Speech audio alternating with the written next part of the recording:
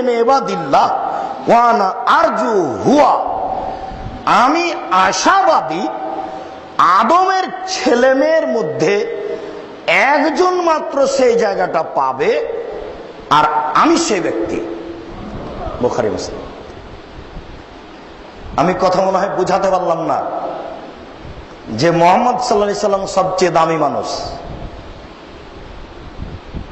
আবার বলি, দুরূদ শেষ হয়ে গেলে তোমরা আমার জন্য ওয়াসিলা চাইও আল্লাহর কাছে। ওয়াসিলা হলো জান্নাতে একটি জায়গা। আদমের ছেলে মেয়ের মধ্যে মাত্র একজনই সেই জায়গাটা পাবে, আর আমি আশাবাদী আমি সেই ব্যক্তি। কথা কি আমি বুঝাতে পেরেছি?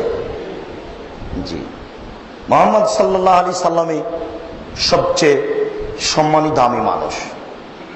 আবারও আপনাদের অনুরোধ করছি, খুব জোরালো প্রস্তুতি নিয়ে থাকবেন। একজন আরেকজনের সাথে কথা বলবেন না, একজন আরেকজনের গায়ে হাত দিবেন না, একজন আরেকজনের গায়ে হেলান দিবেন না। এটা হবে আপনার বোকামি। এই ছেলেরা, তোমরা প্রস্তুত থাকো। আজকের আলোচনায়, আমাদের প্রারম্ভের আলোচনা, শিক্ষাই ত্রুটি হচ্ছে ধ্বংসের মূল, জাতির ধ্বংসের মূল। আমরা একটা কথা জানি, শিক্ষা হচ্ছে জাতির মেরুদণ্ড। শিক্ষা দিয়ে এই জাতিকে সামনের দিকে আগানো যায়। এই কথাটা আল্লাহ বলছেন, এই কথাটা আল্লাহর নবীও বলছেন। তবে আল্লাহ রাসূল অনেক বলেছেন, তার একটি কথা বলে উভয়ের কথা আমি পাশাপাশি পেশ করব। আবু হুরায়রা রাদিয়াল্লাহু তাআলা আনহু বলেন, রাসূল সাল্লাল্লাহু আলাইহি সাল্লাম বলেছেন, ইরফাল ইলম ওয়া ইয়াকসুল জাহাল, বিদ্যা উঠিয়ে নেওয়া হবে আর মূর্খতা বেড়ে যাবে। অন্য এক বর্ণনায় আল্লাহর নবী বলেন, ওয়ায়ানজিলুল জাহাল, মূর্খতা বর্ষণ হবে। বিদ্যা উঠে যাবে আর মূর্খতা বর্ষণ হবে। একবার তিনি বলেছেন বিদ্যা উঠে যাবে, মূর্খতা বেড়ে যাবে। একবার তিনি বলেছেন মূর্খতা বর্ষণ হবে আর বিদ্যা উঠে যাবে। 20 বছর পূর্বে আমাদের এই এলাকাতে, এখানে যত মানুষ শিক্ষিত ছিল, এখন তার চেয়ে কম না বেশি? তাহলে আল্লাহ নবী মিথ্যা কথা বলেছেন, নাউজুবিল্লাহ মিন যালিক। এই বাক্যের বিচার করতে হবে আপনাদেরকে। যারা আপনারা শিক্ষক মন্ডলী, যারা শিক্ষিকা আছেন, যারা বিবেকপূর্ণ ছাত্রছাত্রী, যারা গার্জেন, জাতির কাছে এইটা কথা, আজকে শিক্ষা প্রতিষ্ঠানের এ অংশে এটাই জরুরি কথা। এই বাক্যের বিচার করতে হবে, তিনি এই কি বললেন। এটা হয় কথা ভুল আছে, আর না হয় বিদ্যায় ত্রুটি আছে। হাদিস বুখারী মুসলিমের।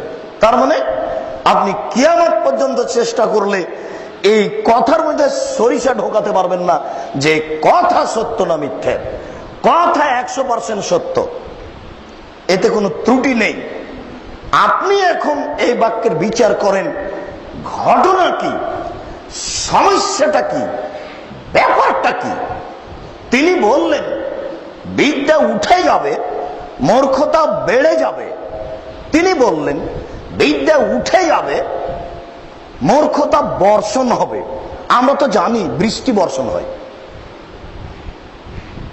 তিনি বলছেন যে মূর্খতা বর্ষণ হবে। বিষয়টি কি?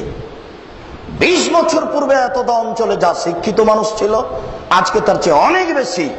যদি বেশি হয় তাহলে আল্লাহ রাসূল মিথ্যা কথা বলেছেন, নাউজুবিল্লাহ মিন যালিক। আল্লাহ নবী মিথ্যা কথা বলেননি। এই বাক্যের বিচার করতে হবে। এবার আমি আল্লাহ কি বলছেন আর আল্লাহর নবী কি বলছেন পরস্পর কিছু বলি।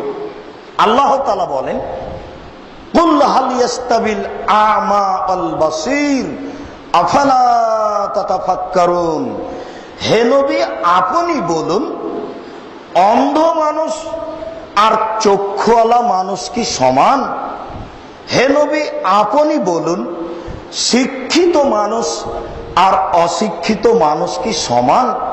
আফালা তাতাফাক্কারুন, তোমরা চিন্তা ভাবনা করো না কেন? শেষের বাক্য দিয়ে বিচার করতে পারবেন। কিভাবে? একটু কিভাবে বিচার করবেন?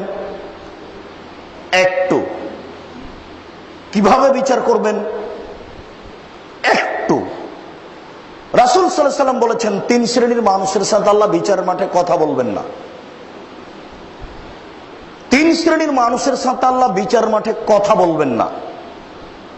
তার এক শ্রেণীর মানুষ হচ্ছে আল মুসবেল, টাকনুর নিচে পায়জামা প্যান্ট লুঙ্গি পরে, যে তার সাথে আল্লাহ বিচারের মাঠে কথা বলবেন না।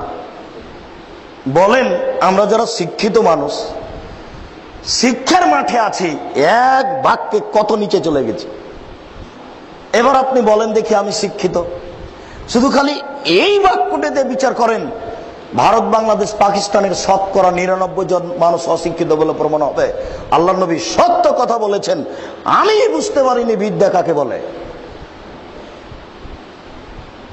আপনাকে যদি আমি আল্লাহ রাসূলের বাক্যগুলি দিয়ে ধারাবাহিক ভাবে দেখাতে থাকি, কয়েক ঘন্টা দেখালে আপনি যখন এখান থেকে বের হবেন, তখন আপনি বলবেন, ঠিক কথা ঠিকই আছে, আসলে কোনো বিদ্যায় নেই আমাদের কাছে, কি করি? তখন আপনি হিসাব করতে পারবেন যে আল্লাহর নবী সত্য কথা বলেছেন না মিথ্যা কথা বলেছেন। আল্লাহর নবী সত্য কথা বলেছেন না মিথ্যা কথা বলেছেন। আল্লাহর নবী বলেছেন, বিদ্যা উঠে যাবে, মূর্খতা বেড়ে যাবে। আফালা তাতাফাক্কারুন, তোমরা কেন চিন্তা ভাবনা করো না? তোমরা কেন বিবেচনা করো না? তোমরা বিষয়টি চিন্তা ভাবনা করো না কেন? একমাত্র শিক্ষিত মানুষই চিন্তা ভাবনা করতে পারে, এ কথা আল্লাহ বলেন। আল্লাহ বলেন,